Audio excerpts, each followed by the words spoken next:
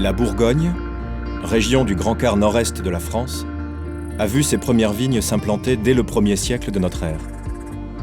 Mais son histoire commence bien avant, il y a environ 180 millions d'années, lorsqu'elle était recouverte par la mer. À cette époque, appelée Jurassique, son sous-sol s'est formé, constitué de calcaire, de marne et d'argile. Son relief va naître de l'effondrement du fossé Bressan, provoqué à l'est par la poussée alpine.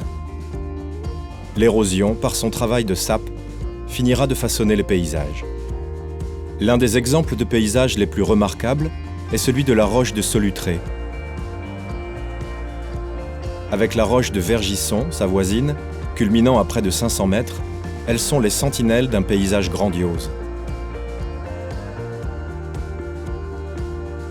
À leurs pieds s'étend le vignoble de Pouilly-Fuissé, l'un des plus méridionaux de Bourgogne et le plus illustre du Mâconnais. Le vignoble du Mâconnais, long de 35 km, couvre les versants des vallées parallèles orientées nord-sud. Il est délimité par deux rivières, la Grosne à l'ouest et la Saône à l'est. Grâce à l'abbaye de Cluny, toute proche, il se développe dès le Moyen Âge. En remontant vers le nord, voici un pays viticole à deux visages. Petit à petit, le paysage grandiose cède la place à des collines au sommet boisé. Les ceps partent à l'assaut des pentes dès que le sol et l'ensoleillement le permettent. Plus au nord, au sud-ouest de Tournu, les monts du Mâconnais offrent une succession de sommets boisés et de petites vallées idéales pour la culture de la vigne. Le chardonnay est omniprésent dans le Mâconnais, où il voisine avec le gamay. Il tient même son nom du petit village se trouvant à quelques dizaines de kilomètres au nord de Mâcon. Poursuivant notre voyage vers le nord, découvrons la côte chalonnaise. Tirant son nom de Chalon-sur-Saône, toute proche, elle s'étend sur 38 km de longueur et 5 à 7 km de largeur entre les vallées de la Dheune, à l'est, et de la Grosne, à l'ouest.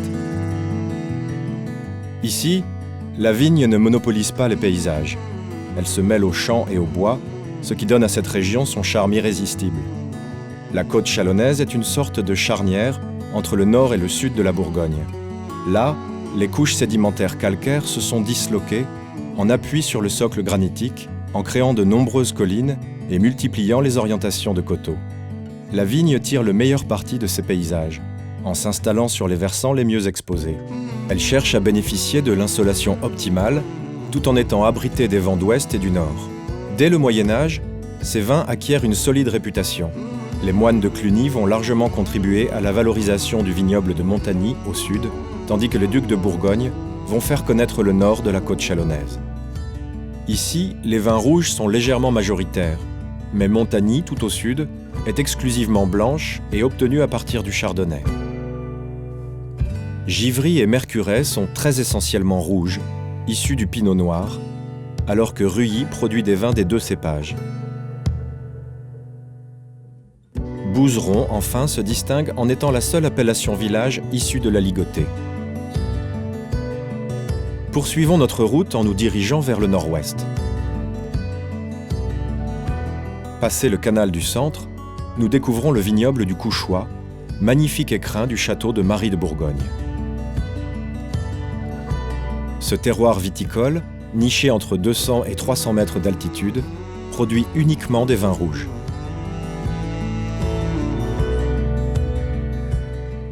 Abandonnons ensuite ces collines douces pour aller à la rencontre des côtes de Beaune et de Nuits, qui se terminent aux portes de Dijon, ce qui explique en partie leur notoriété sans égale.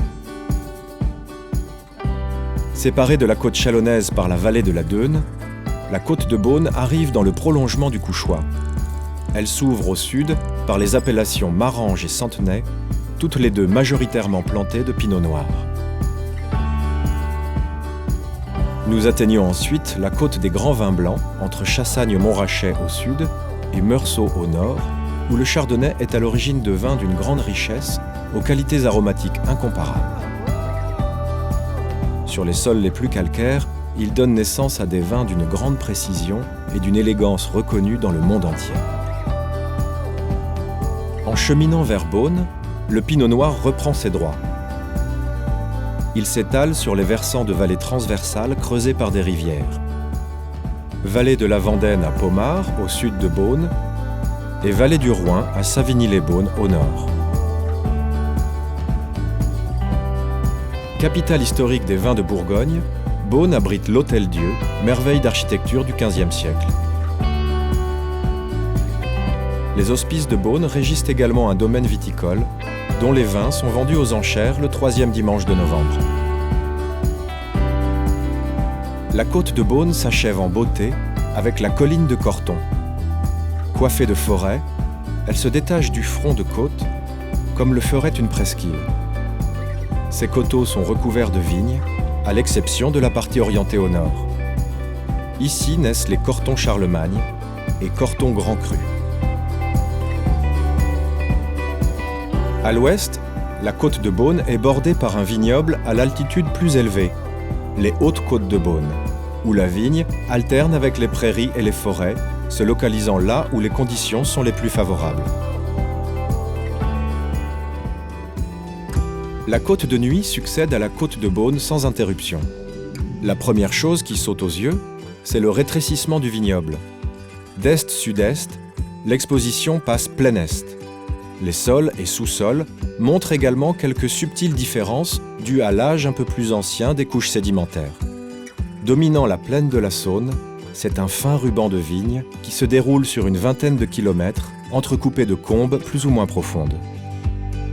À la sortie de ces combes accueillantes, se sont installés les villages aux noms évocateurs de Vougeot, Chambol-Musigny, Moret-Saint-Denis, Gevrey-Chambertin. Si les vins de Bourgogne brillent de mille feux sur les tables royales, princières et ducales, ils le doivent notamment aux moines qui formalisent le travail de la vigne et perfectionnent les techniques de vinification. Le clos de Vougeot, construit par l'abbaye de Cîteaux, est la parfaite illustration de cette maîtrise qui, aujourd'hui encore, impressionne.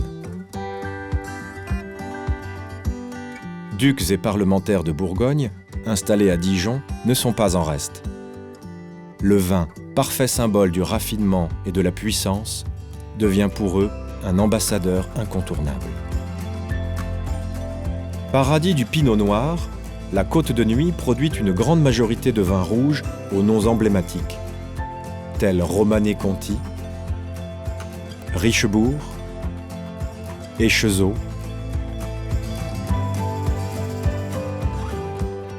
Prenons de l'altitude et visitons la région toute proche des Hautes Côtes de Nuits.